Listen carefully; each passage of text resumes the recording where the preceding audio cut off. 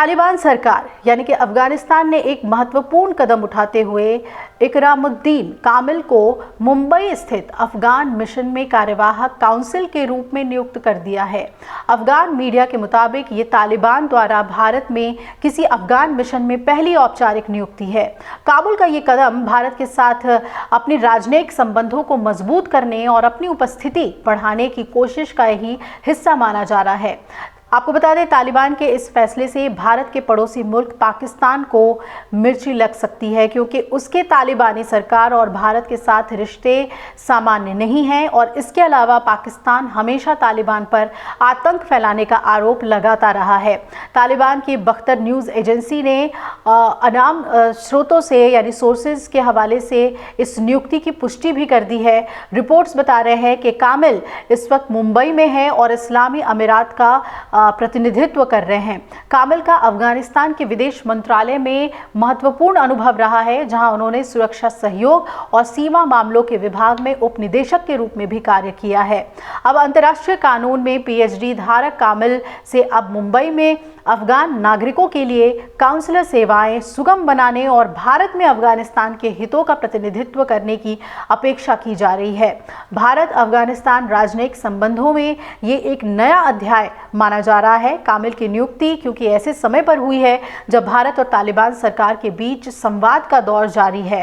हाल के दिनों में भारत के विदेश मंत्रालय ने भी अफगानिस्तान मामलों के प्रमुख ने काबुल में तालिबान के कार्यवाहक रक्षा मंत्री मुल्ला मोहम्मद याकूब से मुलाकात की थी और तालिबान के उप विदेश मंत्री शेर मोहम्मद अब्बास ने भी कामिल की नियुक्ति को लेकर सोशल मीडिया प्लेटफॉर्म एक्स पर एक पोस्ट लिखा, जिससे दोनों देशों के बीच बढ़ते संपर्क की झलक मिलती है। और तालिबान शासन के बाद भारत में अफगान मिशन की स्थिति क्यों होगी, ये भी एक अहम सवाल है।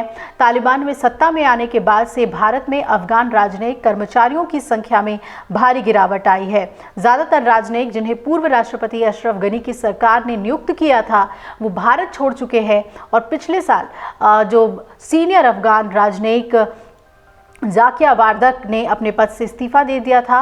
रिपोर्ट्स ये बता रहे हैं कि वारदक पर आरोप था कि उन्होंने दुबई से मुंबई हवाई अड्डे पर लगभग 18 करोड़ 6 लाख रुपए मूल्य का 25 किलोग्राम के सोने की तस्करी की कोशिश करने के लिए उसे रखा था। और इससे पहले अफगानिस्तान के दूतावास का कार्यभार संभालने वाले राजदूत फरीद ममनजई यूके चले गए हैं। भारत और अफगानिस्तान के बीच अब भविष्य की संभावनाएं क्या होंगी, ये अहम सवाल उठ रहा है, क्योंकि इकरामुद्दीन कामिल की नियुक्ति भारत और अफगानिस्तान के बीच एक नया संपर्क स्थापित करने का प्रयास हो सकती है। तालिबान सरकार के साथ ही भारत की ये बढ़ती निकटता भारत की विदेश नीति में एक अहम बदलाव का संकेत भी देती है। आपको बता दें कि इस वक्त तालिबान द्वारा नियुक्त राजनयिकों के माध्यम से अफगानिस्तान और भारत के बीच व्यापारिक, सामाजिक और राजनयिक संबंधों को यानी कि डिप्लोमेटिक रिलेशंस को एक बार फिर से स्थापित करने की कोशिश की जा रही है।